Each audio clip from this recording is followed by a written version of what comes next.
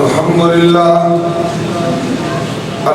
لله نحمده ونستعينه ونستغفره ونعوذ بالله من شرور أنفسنا ومن سيئات أعمالنا من يهده الله فلا مضل له ومن يضلل فلا هادي له وأشهد أن لا إله إلا الله وحده ولا شريك له وأشهد أن محمدًا عبده ورسوله أما بعد فإن خير الحديث كتاب الله وخير الهدي هدي محمد صلى الله عليه وسلم وإن شر الأمور محدثاتها وكل محدثة بدعة وكل بدعة ضلالة وكل ضلالة في النار. اللهم صل على محمد وعلى آل محمد كما صليت على إبراهيم وعلى آل إبراهيم إنك حميد مجيد. اللهم بارك على محمد وعلى آل محمد كما باركت على إبراهيم وعلى آل إبراهيم إنك حميد مجيد.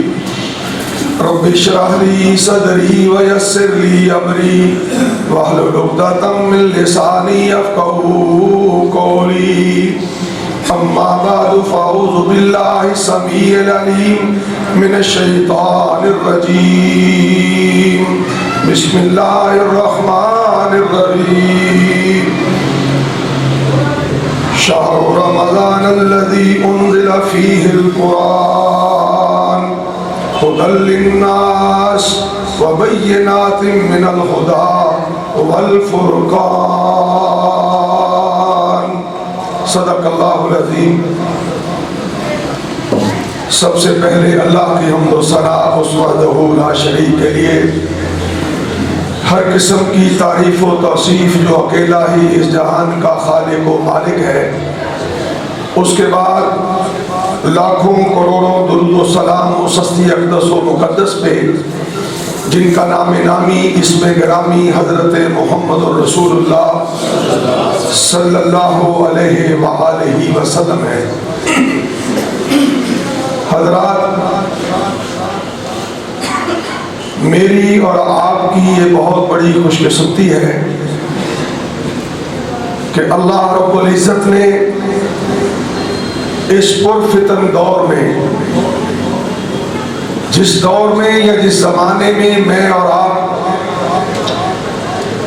اللہ اور اس کے رسول کی بغاوتوں کے اندر بہت آگے بڑھ چکے ہیں اور اللہ کے دین اور رسول اللہ صلی اللہ علیہ وسلم کے اسلام کے مخالف چل رہے ہیں، اس عالم میں، اس اسلام میں میرے لیے، آپ کے لیے اللہ رب العزت کا خاص انعام ہوا، خاص کرم ہوا، اس کی بڑی مہربانی ہوئی کہ اس نے میری اور آپ کی زندگی میں ایک اور رمضان نصیب فرمایا ہے.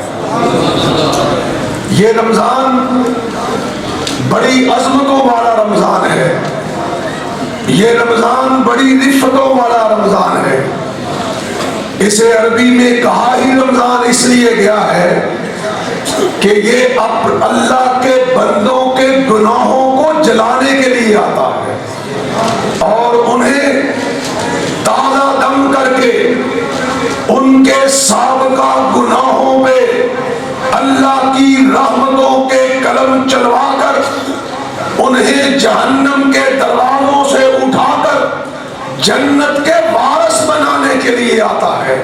تو میں اس لحاظ سے بڑی خوش قسمتی تصور کرتا ہوں کیونکہ آقا علیہ الصلوۃ والسلام کے صحابہ کا یہ معمول ہوا کرتا تھا کہ جب رمضان گزر جاتا اور شوال کا آغاز ہو جاتا تو شوال سے لے کر شعبان تک آقا علیہ الصلوۃ والسلام سارا سال یہی دعا کرتے تھے کہ اللہ ایک دفعہ پھر ہماری زندگیوں میں رمضان نصیب فرما۔ اتنا مبارک مہینہ ہے، اتنا کرموں والا مہینہ ہے، اتنا شفقتوں والا مہینہ ہے، اتنا رحمتوں والا مہینہ ہے۔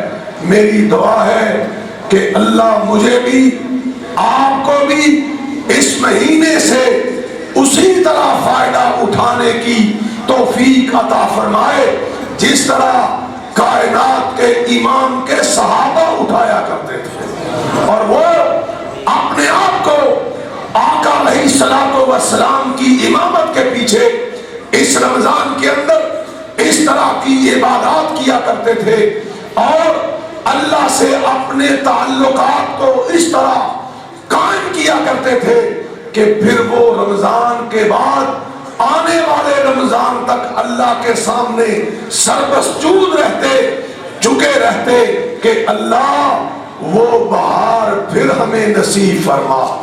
اللہ سے دعا ہے اللہ میری اور آپ کی زندگی میں اس طرح کے رمضان کو بار بار آنے کی توفیق عطا فرمائے، اور اللہ ہمیں اس رمضان سے صحیح فائدہ اٹھانے کی توفیق عطا فرمائے۔ میرے بزرگوں، بھائیوں، دوستوں، بات یہ ہے کہ یہ رمضان اس کی شان اور اس کی عظمت کا سبب کیا ہے، وجہ کیا ہے، کیوں آسمان والے رب نے اسے اتنی عظمتوں سے نوازا، اسے اتنی بلندیوں پہ بٹھایا۔ وجہ یہ ہے کہ جب دنیا عرش والے کا در چھوڑ چکی تھی، جب دنیا اس کی توحید کے بدلے شرک کے اندھیروں میں ڈوب چکی تھی، جب دنیا بے شرمی اور بے حیائی کا ارتکاب کر چکی تھی، جب دنیا غیرت کے نام پر اپنی بچیوں کو زندہ دفن کر رہی تھی، جب دنیا اپنی لڑائی اور جھگڑے چھوٹی چھوٹی باتوں پہ 40 سال تک لڑائی کر رہی تھی، جب دنیا اس آدم کی سنتوں کو، اس ابراہیم کی سنتوں کو، اس نوح کی سنتوں کو نظر انداز کر چکی تھی، اس عالم میں عرش والے نے عرشوں پہ بیٹھے ہوئے قیامت کی صبح تک کے لیے اپنے بندوں کے لیے رحمت کا دروازہ کھولا، دروازہ کھولا۔ اور وہ دروازہ کس مہینے میں کھلا؟ آج سے 1450 سال تقریباً قبل، بھئی یہ موبائل آج سے 1400 سال قبل اسی رمضان کے اندر 21ویں رات، رمضان کی 21ویں رات تھی، 21ویں رات، اور سوموار کا دن تھا، 21ویں رات تھی، اور غار حرا تھی، جبل نور تھا، اور اس کے اندر صادق و امین ایک ایسا شخص جو حیاؤں کا امام تھا، سچائیوں کا امام تھا، حسن و جمال کا امام تھا، غیرت اور حیا کا امام تھا، دیانتداری کا امام تھا، اور اسے اس وقت عرب کے لوگ صادق بھی جانتے تھے، امین بھی جانتے تھے، حیا والا بھی مانتے تھے، شرم والا بھی مانتے تھے، سچا بھی مانتے تھے، کھڑا بھی مانتے تھے۔ وہ اس غار میں موجود تھا کہ آسمانوں سے رحمت کا دروازہ کھولا، اور رمضان کا مہینہ لیلۃ القدر کی رات 21 رمضان المبارک سوموار کا دن تھا کہ جبرائیل نے آ کے کہا اقرا بسم ربک الذی خلق خلق الانسان من علق اقرا وربک الاکرم الذی علم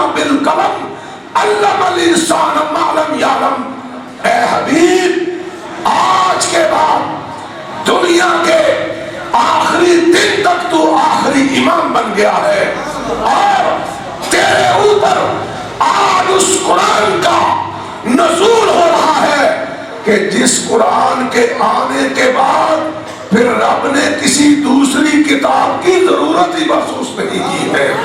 یہ اس رمضان کی شان کا، اس رمضان کی عظمت کا، اس رمضان کی بلندی کا پہلا سبب ہے، اور آخری سبب بھی یہی ہے کہ دوستو یاد رکھنا، اس رمضان کو کہیں ایسے آسان نہ سمجھنا، اسے کھیل تماشا نہ سمجھنا۔ اس رمضان کو صرف صبح کھانے پہ ساری کو اور افطاری تک نہ محدود رکھنا۔ یہ رمضان وہ رمضان ہے کہ ٹوٹے ہوئے دلوں کو جوڑنے کے لیے آتا ہے۔ یہ وہ رمضان ہے، ایک شخص گناہوں کے سمندروں میں ڈوب چکا ہوتا ہے اور یہ اسے اٹھا کے رب کی رحمتوں سے جوڑ دیتا ہے۔ یہ وہ رمضان ہے کہ اس رمضان کے اندر جنت کے دروازوں کو کھول دیا جاتا ہے اور جہنم کے دروازوں کو بند کر دیا جاتا ہے۔ یہ وہ رمضان ہے اور جس کے اندر نفل پڑھنے والا فردوں کا ثواب پاتا ہے۔ یہ وہ رمضان ہے جس کے اندر ایک نیکی کے بدلے 70 نہیں 70,000 گنا ثواب ملتا ہے۔ اس لیے اس کی برکات اگر لینا چاہتے ہو، اس کے اندر اگر رب سے تعلق بنانا چاہتے ہو، اس رمضان کی برکت سے اگر اپنے گناہوں کو معاف کروانا چاہتے ہو، اس رمضان کی برکت سے اگر اپنے آپ کو جنت کے وارث بنانا چاہتے ہو، تو پہلے اس کی عظمت سمجھو، پھر اس کا عمل کر کے دکھاؤ۔ آؤ اس کی عظمت کیسے بنی، اسے رفت کیسے ملی، اسے بلندی کیسے ملی۔ بھائیو یاد رکھنا اس گناہگار کی بات کو کہ اس رمضان کو عزت ملی یا رب کے قرآن سے ملی یا صاحب قرآن کی وجہ سے ملی۔ رب کے قرآن کا نزول اس کے اندر ہوا۔ قرآن ہائے ہائے ہائے، قرآن ہدایت ہے، قرآن نور ہے، قرآن معجزہ ہے، اور ایسا معجزہ موسیٰ آئے، ہائے اس کے معجزے بھی آئے، اور موسیٰ گیا ساتھ معجزے بھی چلے گئے۔ موسیٰ کا معجزہ اس کا آسا تھا، آسا موسیٰ گئے، آسا بھی ساتھ ہی گیا۔ عیسیٰ کا معجزہ مردوں کو زندہ کرنا تھا، بیماروں کو شفا ملتی تھی، کس کی وجہ سے؟ موسیٰ کی پھونک، عیسیٰ کی پھونک کی وجہ سے، اور عیسیٰ گیا اس کی پھونک بھی ساتھ ہی چلی گئی۔ لوگوں میرے اور آپ کے آقا کا معجزہ قرآن ہے۔ جو وقتی معجزے تھے، وقتی معجزے دوسرے انبیاء کی طرح، وہ نبی گئے ساتھ معجزے بھی چلے گئے۔ آقا کے معجزات بھی، اور اونٹنی کی شکایت لگانا بھی صاحب قرآن کا معجزہ تھا۔ چاند کے 2 ٹکڑے ہو جانا بھی صاحب قرآن کا معجزہ تھا، اور درختوں کا جھک کے سلام کرنا بھی صاحب قرآن کا معجزہ تھا۔ کھجور کے تنے کا بچے کی طرح بلبلا اٹھنا بھی صاحب قرآن کا معجزہ تھا۔ لیکن صاحب قرآن گیا ساتھ معجزات بھی چلے گئے۔ مگر آج اس قرآن کی عظمت سے اس رمضان کو شان ملی کہ نبی تو چلے گئے پر اس پہ نازل ہونے والی کتاب آج بھی اسی طرح ہے، آج بھی اسی طرح ہے۔ اور یارو سن لو، یہ کتاب ہے کیا، یہ قرآن ہے کیا؟ سننا بات۔ ہائے موسیٰ کو کہا کہ پہاڑ پہ آ جائے، پہاڑ پہ آ جا کتاب لے جا۔ عیسیٰ کو کہا معبد خانے میں جا، انجیل لے جا۔ داؤد کو کہا اپنی عبادت گاہ میں آ، زبور لے جا۔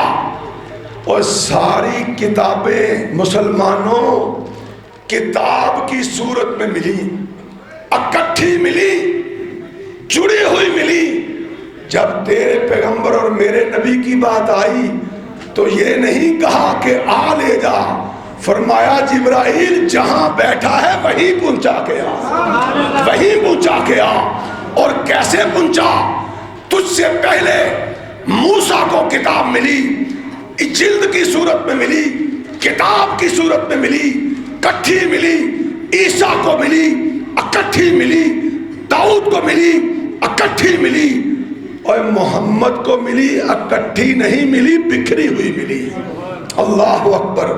جو اکٹھی ملی وہ بکھر گئی، اور سننا مسئلہ، جو اکٹھی ملی وہ بکھر گئی، جو بکھری ہوئی ملی اسے اب کوئی بکھیر نہیں سکتا ہے۔ ہائے ہائے ہائے۔ قرآن اِنَّا نَحْنُ نَزَّلْنَا الذِّكْرَ وَإِنَّا لَهُ لَحَافِظُونَ۔ اے محمد صلی اللہ علیہ وسلم، اے صاحب قرآن، اور صاحب قرآن بھی عظمت والا اور قرآن بھی عظمت والا۔ اور یارو اس رمضان کے مہینے میں اپنی جھولیاں اٹھا کے اللہ سے مانگو، اے اللہ اب زندگی کے جو دن باقی رہ گئے ہیں، اللہ ہم سے نہ قرآن کو جدا ہونے دینا، نہ صاحب قرآن کو جدا ہونے دینا، ہمیں انہی دو سے جوڑے رکھنا۔ تو میں کہہ رہا تھا کہ بکھری ملی، کیسے ملی بھائی؟ کبھی ایک سورت کی صورت میں ملی، آیت کی صورت میں ملی، اور کبھی ایک رکوع کی صورت میں ملی، کبھی ایک سورہ کے مقام کی صورت میں ملی، بکھری ہوئی ملی، ایسی جڑی، ہائے ساری دنیا نے زور لگایا ہے، ایک زیر زبر کا بھی فرق نہیں آیا۔ عظمت ایسی، رفت ایسی کہ جس نے یاد کیا اللہ نے کہا حافظ القرآن بن گیا ہے۔ رفت اتنی، جس نے پڑھا رب نے کہا ماہر قرآن بن گیا ہے، اور جس نے تفسیر سے پڑھا رب نے کہا مفسر قرآن بن گیا ہے۔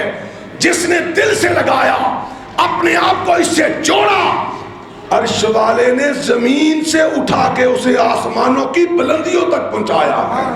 یہ قرآن کی برکت ہے، یہ قرآن کی رفت ہے۔ میں کہہ رہا تھا کہ بکھری ہوئی ملی، لیکن آج تک ایسی اکٹھی ہے کتاب کی صورت میں کہ کوئی بدل نہیں سکتا ہے، نہیں بدل سکا، نہ بدل سکا ہے نہ بدل سکتا ہے۔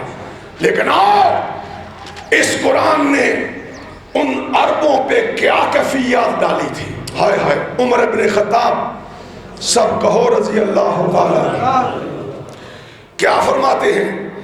کہتے ہیں لوگوں میں عمر بن خطاب ہوں، خطاب کا بیٹا رضی اللہ تعالیٰ عنہ۔ فرمایا مجھے اونٹ چرانے نہیں آتے تھے۔ قرآن کی عظمت سمجھنا، مجھے اونٹ چرانے نہیں آتے تھے۔ فرمایا رات کو شام کو میرا باپ مجھے پیٹا کرتا تھا، مارا کرتا تھا کہ تو میرے اونٹوں کو وہاں لے جاتا ہے جہاں گھاس نہیں ہوتی ہے۔ عمر کہتے ہیں رضی اللہ تعالیٰ عنہ کہ لوگوں، جب میں قرآن کا حافظ نہیں تھا، جب میں اس قرآن پہ ایمان لانے والا نہیں تھا، جب میں صاحب قرآن کا غلام نہیں تھا، تو میری حالت یہ تھی کہ مجھے اونٹ چرانے نہیں آتے تھے۔ لیکن جب میں قرآن والا بنا، جب میں صاحب قرآن کے ماننے والا بنا، تو پھر میں نے 22 لاکھ مربع میل کی مملکت چلا کر 22 لاکھ مربع میل کی مملکت چلا کے دکھائی، اور ایسی چلا کے دکھائی کہ وہی کیسر و کسریٰ جو کبھی اپنے تکبر کے عروج پہ ہوا کرتے تھے، جو کبھی فرعون اور نمرود بنا ہوئے کرتے تھے، ان کا حال یہ تھا کہ جب کیسر کے بادشاہ، کسریٰ کے بادشاہ کو پتہ چلا اللہ اکبر کہ مکہ کے اندر، عربوں کے اندر، اور عربوں کو کیسر و کسریٰ، روم، یہ سلطنتیں اپنے غلام سمجھا کرتی تھی۔ تمہیں یاد ہے نا، الم تر کیف فعل ربک باصحاب الفیل الم یجعل کیدہم فی تضلیل وارسل علیہم طیرا ابابیل ترمیہم بحجارۃ من سجیل فجعلہم کعصف مأکول. یہ آیت، یہ سورہ مبارکہ کس چیز کی نشاندہی کر رہی ہے؟ کہ ابرہ آیا اللہ کے گھر کو گرانے کے لیے، اور عربوں کا حال یہ تھا کہ سارے عرب مکہ چھوڑ کے باہر نکل گئے تھے. کیا کہا رب جانے اس کا گھر جانے.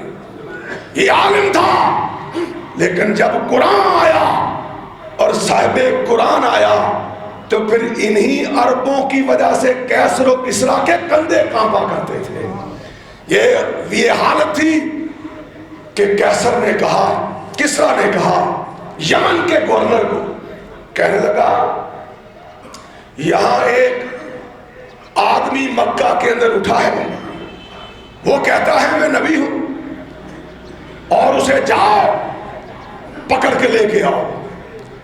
یہ حال ہے اسلام کے ابتدا کی. اس وقت کو بھی دیکھ لینا اور آج بھی دیکھ لینا، پھر فرق نکالنا کہ بربادی کا دروازہ کہاں سے کھلا ہے، عزت کہاں سے ملتی ہے، ذلت کہاں سے ملتی ہے، مجھے اور تجھے شان کہاں سے ملتی ہے، اور مجھے اور تجھے ذلت کہاں سے ملتی ہے. فیصلہ آج کر کے جانا، آج کر کے جانا. کیا ہوا؟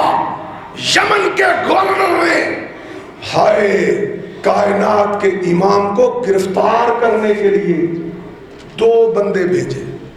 کتنے بھیجے؟ یہ ابتدا ہے، ابھی قرآن پہنچا نہیں تھا، ابھی قرآن کی شان کا کسی کو علم نہیں تھا. تو یہ کیفیت تھی کہ آسمانوں والے رب کے سچے نبی کو گرفتار کرنے کے لیے 2 لوگ آئے. 2 لوگ. یہ تمہارا مسلمانوں آغاز ہے، یہاں سے تم نے ابتدا کی ہے. اور پھر دیکھو کہ کیسر و کسریٰ کے کنگن تمہارے نبی کے صحابہ نے کس طرح اپنے باہوں میں ڈالے تھے. کیوں ڈالے؟ وجہ کیا تھی؟ سبب کیا تھا؟ علت کیا تھی؟ سوائے کہ انہوں نے قرآن کو اپنے سینوں میں محفوظ کیا. اللہ نے ان کی دہشت اور رعب بنا دیا کہ دشمن گھر میں سویا ہوا بھی ڈر کے سویا کرتا تھا. یہ قرآن کی برکت سی. تو کیا کیا؟ صاحب قرآن کو گرفتار کرنے کے لیے 2 لوگ آئے، آ کے ملے. آقا علیہ الصلوۃ والسلام نے دیکھا کہ ان کے چہروں پہ داڑیاں نہیں تھی، اور مشرکین مکہ بھی داڑیاں رکھا کرتے تھے. ابو جہل کی داڑھی بھی تھی، اور عتبہ شیبہ کی داڑھی بھی تھی، ابو لہب کی داڑھی بھی تھی. آپ نے دیکھا کہ 2 لوگ آئے ہیں، آپ نے ملنے سے انکار کر دیا کہ یہ داڑھی مونڈ کے آئے ہیں، میں انہیں دیکھنا بھی پسند نہیں کرتا.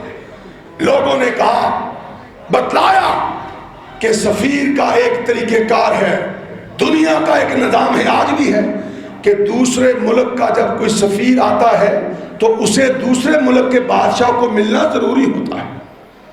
آئے، ملے، پوچھا کیا لینے آئے ہو؟ کہنے لگے محمد ہم تمہیں گرفتار کرنے آئے ہیں. اللہ اکبر صلی اللہ علیہ وسلم. کہاں محمد اور کہاں کیسر و کسریٰ؟ کوئی جوڑ ہی نہیں ہے.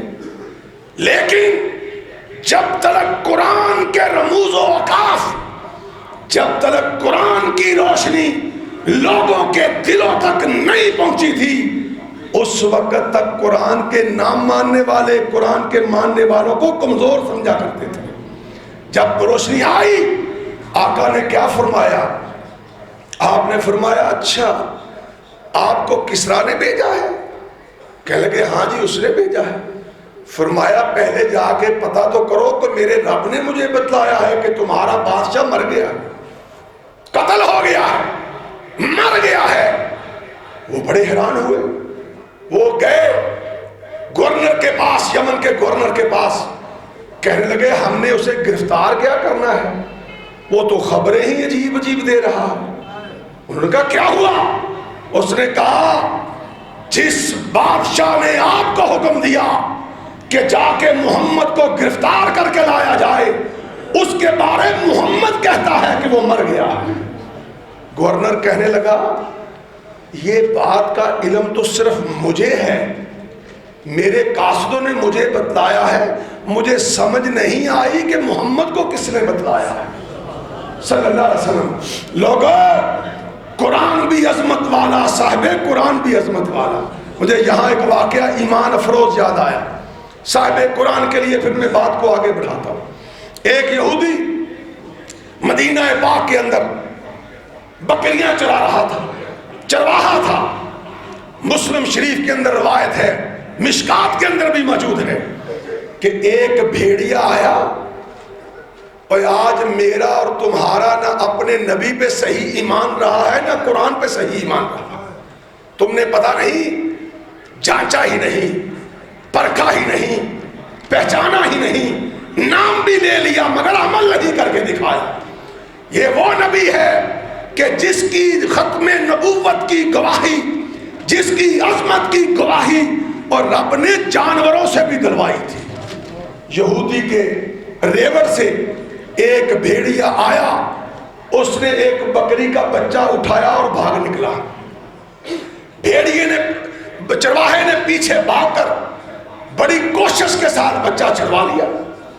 بھیڑیے کے منہ سے بچہ گرا تو چرواہا کہنے لگا، یہودی کہنے لگا، کتنے ظلم کی بات ہے ظالم کہ تو میری بکری کا چھوٹا سا بچہ اٹھا کے بھاگ رہا ہے۔ یہ الفاظ ابھی چرواہے کی زبان سے مکمل نہیں ہوئے، حدیث میں آتا ہے کہ بھیڑیا بھی بول اٹھا۔ اور کون بول اٹھا؟ بھیڑیا بھی بول اٹھا۔ اس نے کہا، چرواہے، اگر تیری بکری کا بچہ چرا کے بھاگنا ظلم ہے تو کیا یہ ظلم نہیں کہ تمہاری بستی میں سچا نبی ہو اور تم اسے مانتے نہیں؟ ہائے ہائے ہائے، تم اسے مانتے نہیں ہو؟ کیا سبب ہے؟ تم میرے ظلم کو تو ظلم کہتے ہو، مگر صاحب قرآن کو نہ ماننا یہ بھی ظلم ہے، یہ کیوں نہیں مانتے ہو؟ حدیث میں آتا ہے کہ چرواہے نے بکریاں چھوڑی، سیدھا مدینے آ گیا اور آ کے کہنے لگا، اللہ کے رسول، میں نے صلی اللہ علیہ وسلم آج آپ کی ختم نبوت کا اعلان کسی انسان سے نہیں سنا، بھیڑیے سے سنا ہے۔ یہ تھا صاحب قرآن۔ اور قرآن کی عظمت کا عالم یہ ہے کہ حضرت عمر، سب کہو رضی اللہ تعالی، اللہ اکبر، جنگ قادسیہ ہے، سعد بن ابی وقاص جرنیل ہیں، دیکھتے ہیں کہ دوسری طرف 2.5 لاکھ فوج ہے۔ اور سنو، آج ہمارے ملک کے فوجی بھی کہتے ہیں کہ ان کے پاس اسباب زیادہ ہیں، امریکہ کے پاس ٹیکنالوجی زیادہ ہے، ہندوستان کے پاس فلاں ہے۔ میں کہتا ہوں، یا اپنا نام بدل لو یا کام وہ کر کے دکھاؤ جو سعد بن ابی وقاص نے کر کے دکھائے تھے۔ آؤ، جب تلک ہم زندہ ہیں، ہم نہ کسی جرنیل کو دیکھتے ہیں، نہ کسی کرنیل کو دیکھتے ہیں، نہ کسی سپاہ سالار کو دیکھتے ہیں، نہ کسی کا تختہ دیکھتے ہیں، نہ تختہ دار دیکھتے ہیں، نہ کسی سرکار کو دیکھتے ہیں، نہ کسی دربار کو دیکھتے ہیں۔ ہم دیکھتے ہیں یا پروردگار کو دیکھتے ہیں یا مدینے والی سرکار کو دیکھتے ہیں صلی اللہ علیہ وسلم۔ ہمیں نہ بمبوں کی پرواہ، نہ گولیوں کی پرواہ، نہ تمہارے خنجروں کی پرواہ، نہ تمہارے ظلموں کی پرواہ، نہ تمہاری سختیوں کی پرواہ، نہ تمہاری اسمبلیوں کی پرواہ، نہ تمہاری طاقتوں کی پرواہ۔ کعبہ کے رب کی قسم، ہمیں پرواہ ہے تو اکیلے پروردگار کی پرواہ ہے کہ ہم مر کے اس کے پاس جائیں تو اس آوازے کو بلند کرتے ہوئے جائیں کہ اللہ ساری دنیا کو اپنے جوتے کی نوک پہ رکھا، اعلان کیا، یا تیرے قرآن کی آیات کا کیا یا تیرے نبی کی حدیث کی روایات کا کیا صلی اللہ علیہ وسلم۔ میں کہہ رہا تھا، یہ قرآن وہ قرآن ہے کہ جس نے اپنایا اللہ نے اس کا کنیکشن اپنے عرش سے جوڑا تھا۔ یہ وہ قرآن ہے کہ رب نے کہا کہ جس نے قرآن تھام لیا اسے کبھی گمراہی نہیں پکڑ سکتی ہے۔ میرے رسول نے کہا، خیرکم من تعلم القرآن وعلمہ۔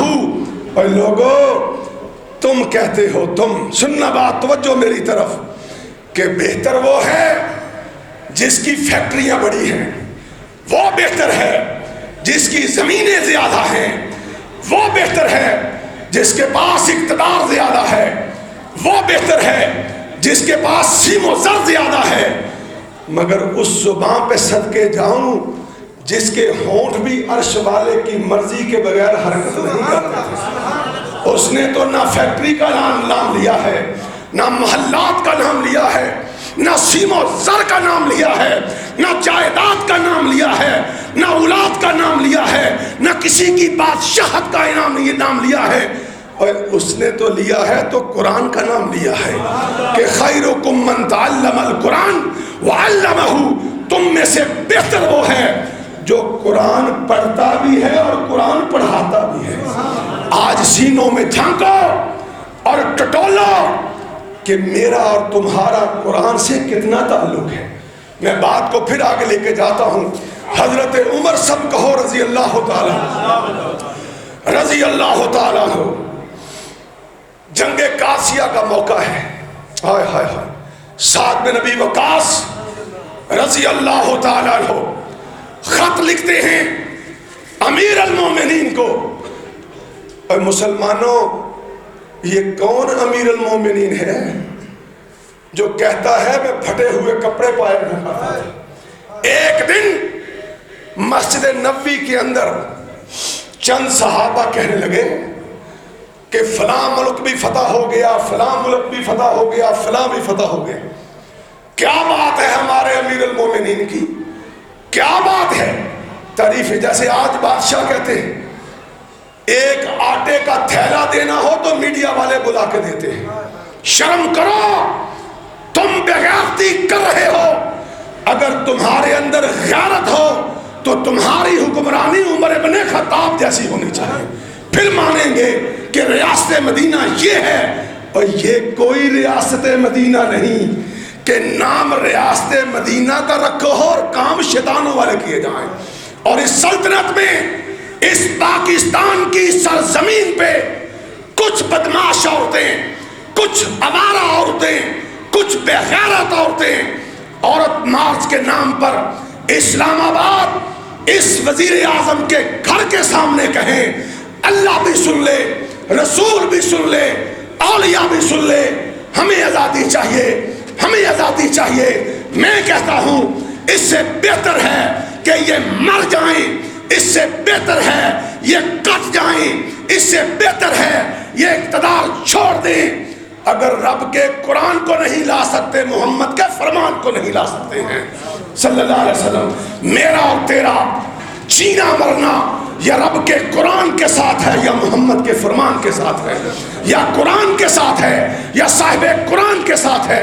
کیوں؟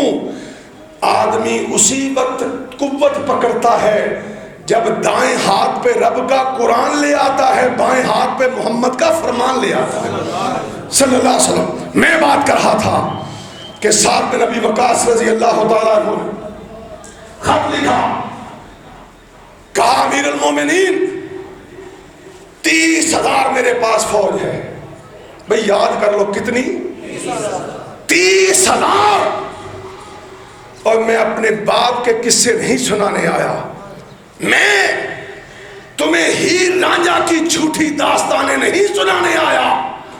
میرا رب جانتا ہے، اپنا سینہ پھاڑ سکتا ہوں، اپنے ٹکڑے ٹکڑے کروا سکتا ہوں، مگر محمد کے منبر پہ اللہ اور اس کے رسول کے علاوہ کسی اور کی بات نہیں سنا سکتا ہوں صلی اللہ علیہ وسلم۔ میں کہہ رہا تھا یاد کر لو 30,000 لشکر ہے سعد بن ابی وقاص کے پاس، اور مقابلے میں فوج کتنی ہے؟ 2.5 لاکھ 2.5 لاکھ۔ ہائے ہائے ہائے، خط لکھا امیر المومنین مقابلہ نہیں ہے، ہائے ہائے مقابلہ نہیں ہے، اے امیر المومنین ہمیں فوج بھیجی جائے تاکہ ان کا مقابلہ کر سکے۔ امیر المومنین مسجد نبوی کے کچے صحن میں بیٹھا ہے، خط پڑھا، مسکرائے اور قاصد کو کہا میرا بھی جواب لکھو۔ جواب لکھا، اے سعد بن ابی وقاص، اما بعد سن لے، جن کے پاس قرآن ہوتا ہے وہ فوجیں نہیں مانگا کرتے. اللہ اکبر. جن کے پاس قرآن ہوتا ہے اور قرآن کے اندر جن کے پاس سورہ انفال ہوتی ہے وہ کبھی فوجیں نہیں مانگا کرتے. اے سعد، میں امیر المومنین تجھے حکم دیتا ہوں، اپنے فوجیوں کو کہو سورہ انفال کی تلاوت کیا کرو. ہائے ہائے ہائے، تم تلاوت کرو. دیکھنا، اور جس طرح بدر میں فرشتے آئے تھے سعد، تیری فوج کے اندر بھی فرشتے آ جائیں گے. یہ ہے قرآن، یہ ہے قرآن کی عظمت، یہ ہے قرآن کی رفت کہ اللہ کے رسول فرماتے ہیں کہ یہ قرآن ہائے ہائے ہائے یہ تمہیں دنیا میں بھی مقام دیتا ہے. یا توجہ سننا، دنیا میں بھی. اور کیسے مقام ملتا ہے بھائی؟ آپ نے کیا فرمایا؟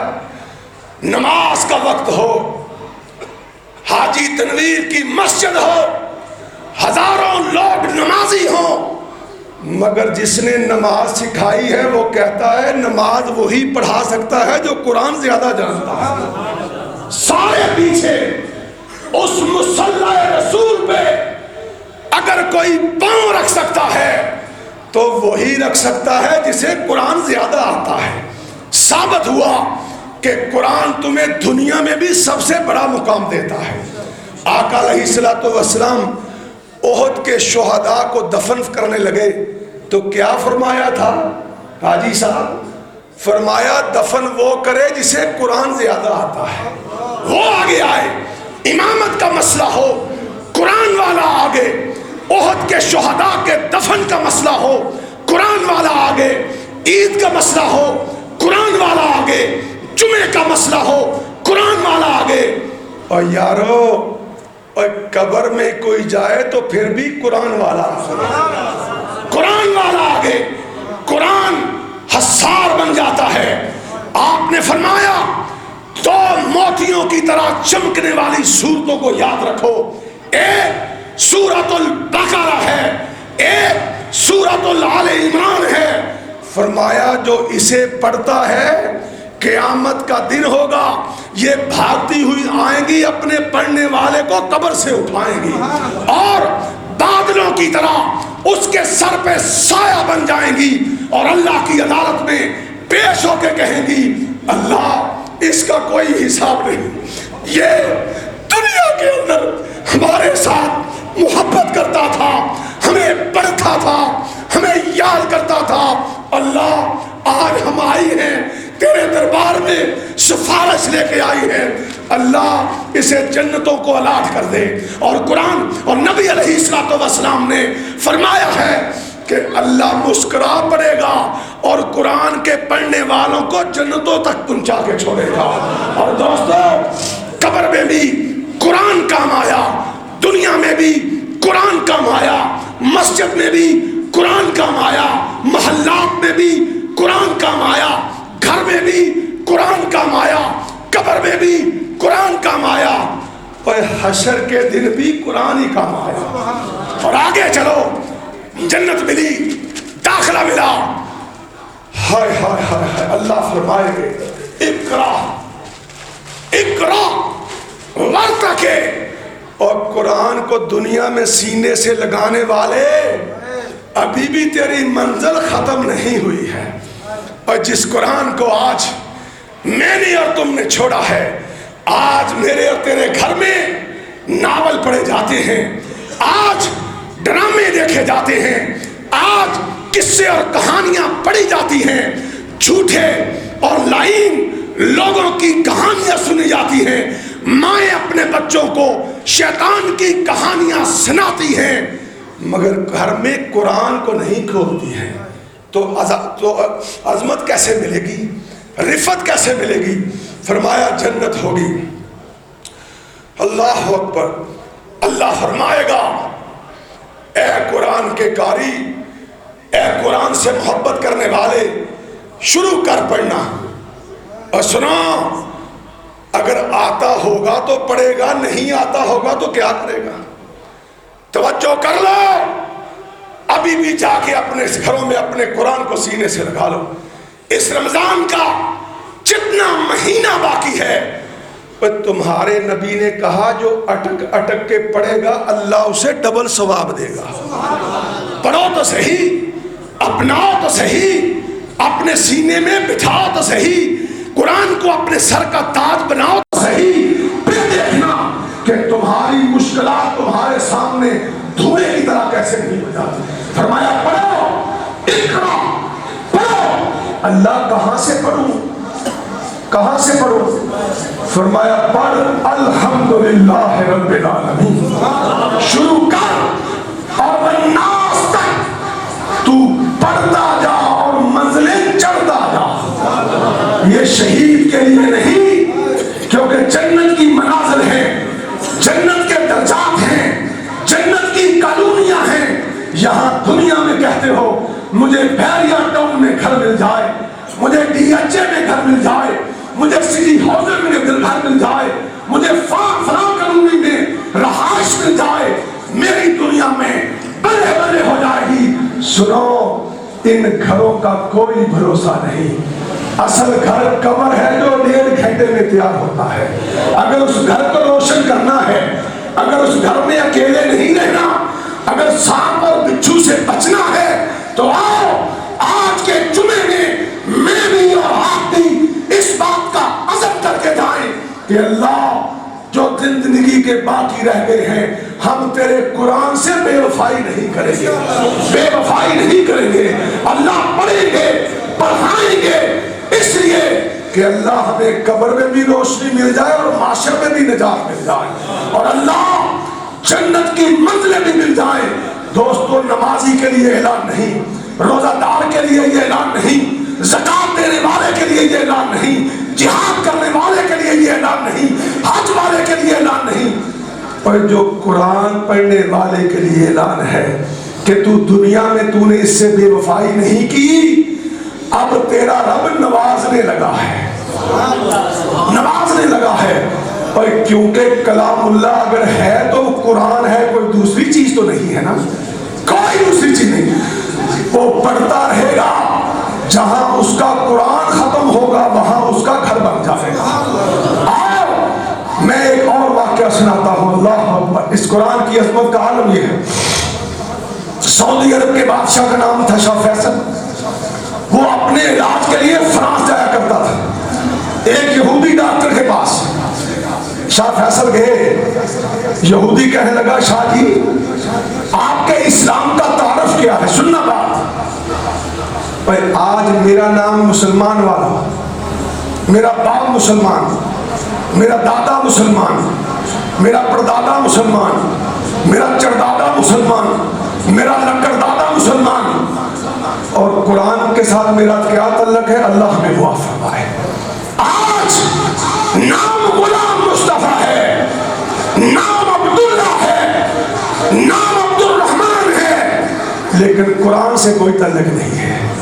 اور میں تمہیں غیر مسلم کی بات سناتا ہوں. اس نے کہا شاہ جی اپنے دین کا تعارف تو کروائیں کہ کیا ہے. شاہ فیصل کہنے لگا کہ تو میرے آئندہ سال تک تھوڑا سا عربی پہ عبور حاصل کر لے. عربی پڑھے, عربی کیوں بھی ہمیں بھی پڑھنی چاہیے کہ نہیں. ہمارے گھروں میں باقی سب کچھ پڑھا جاتا ہے, ہر طرح کی تخریب کاری آتی ہے مگر عربی نہیں آتی ہے. کیا فائدہ؟ من ربوں کا, ماں دینوں کا, من نبیوں کا. اور سلیبس میں سوال تو عربی کے ساتھ ہے, مجھے تو یہ آتی نہیں ہے.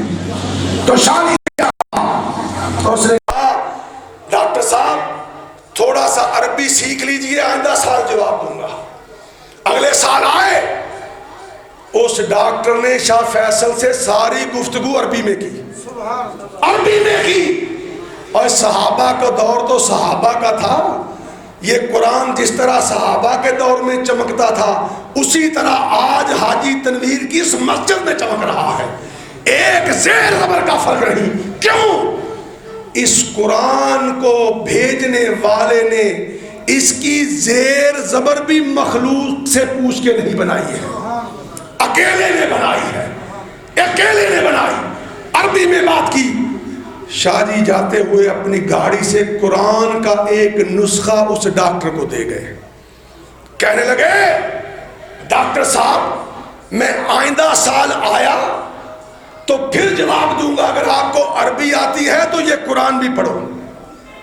اگلے سال آئے، لکھا ہے سعودی اخبارات میں، آیا فیصل اور علاج معالجے کے بعد اپنے چیک اپ کے بعد کہنے لگا ڈاکٹر صاحب آج مجھ سے پوچھو میرے دین کے بارے کیا سوال پوچھنا چاہتے ہیں، آج پوچھو. ہائے ہائے ہائے اللہ، میں تیرے قرآن پہ مر جاؤں، میں تیرے قرآن پہ مٹ جاؤں. یہ تو اندھوں کو بھی آنکھیں عطا کرتا ہے، یہ تو مردوں کو زندہ کرتا ہے، یہ قبر کی کال کوٹھڑی کو محل بنا دیتا ہے، یہ معاشر کی سختیوں کو ہوا میں اڑا کے انگلی پکڑ کے اپنے پڑھنے والوں کو جنتوں میں لے جاتا ہے. یہ جنتوں میں جا کر رکتا نہیں، جہاں اس کی سین ختم ہوتی ہے وہاں اس کا مقام آتا ہے. ڈاکٹر نے کیا جواب دیا؟ اس نے کہا فیصل جو کتاب تو دے کے گیا تھا اس کے پڑھنے کے بعد اب کوئی سوال بنتا ہی نہیں ہے. میں تو مسلمان ہو گیا ہوں، اب تو نے اگر کوئی مسئلہ پوچھنا ہے قرآن کے بارے تو مجھ سے پوچھ لے. یہ قرآن ہے کہ لوگوں، یہ وہ قرآن کہ صحابہ پڑھتے تھے. ایک صحابی رات کو قرآن پڑھ رہا تھا. ہائے، مسئلہ ایک ہے صرف کہ اگر تم معمول بنا لو کہ میں چاہے آدھا پارہ پڑھوں، چاہے 10 لائنہ پڑھوں، چاہے 1 رکوع پڑھوں، لیکن دنیا کے سارے رشتوں سے قرآن کے رشتے کو مضبوط بناؤ اور صاحب قرآن سے تعلق جوڑو. صحابی ہے، رات عشاء کی نماز، یہ تو صحابی ہے نا، یہ تو صحابی ہے. ایک واقعہ اور سن لو. اب آقا علیہ الصلوۃ والسلام تہجد کی نماز کے وقت اپنے حجرے میں قرآن کی تلاوت کیا کرتے تھے. قرآن کی تلاوت، وہ کیا منظر ہوگا جب صاحب قرآن کی زبان سے قرآن نکلا کرتا. آقا علیہ الصلوۃ والسلام نے اکثر عبداللہ ابن مسعود سے کہنا رضی اللہ تعالیٰ، عبداللہ ادھر آؤ مجھے قرآن سناؤ. عبداللہ ابن مسعود فرماتے ہیں اتنا شوق ہوتا تھا کائنات کے امام کو مجھ سے قرآن سننے کا، اور فرمایا کرتے تھے عبداللہ مجھے سورۃ النساء سنایا کرو. اور جب سورہ نساء آقا علیہ الصلوۃ والسلام سنا کرتے تھے تو عبداللہ ابن مسعود کہتے ہیں جب میری نگاہیں آقا کے چہرہ پر انوار پہ پڑتی تو آپ کی داڑھی مبارک آنسوؤں سے تر ہو گئی ہوتی تھی.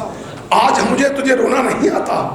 آج قرآن سے وابستگی کا یہ عالم ہے کہ مجھے پتہ ہی نہیں کہ میرے گھر میں کتنے مہینے ہو گئے ہیں قرآن ہی نہیں کھلا ہے. پتہ ہی نہیں. مر جانا چاہیے، نہ اسی اولاد چاہیے، نہ ایسا گھر چاہیے، نہ ایسی بیوی چاہیے، نہ ایسی بہن چاہیے، نہ ایسا بھائی چاہیے جس کا رب کے قرآن سے تعلق نہیں ہو. نہیں چاہیے. اور گواہ ہے اللہ اگر تو نے دیے ہیں تو انہیں قرآن والے بنیاد بنا دے. اگر اللہ تو نے دیے ہیں تو ان کے سینوں میں قرآن اتار دے.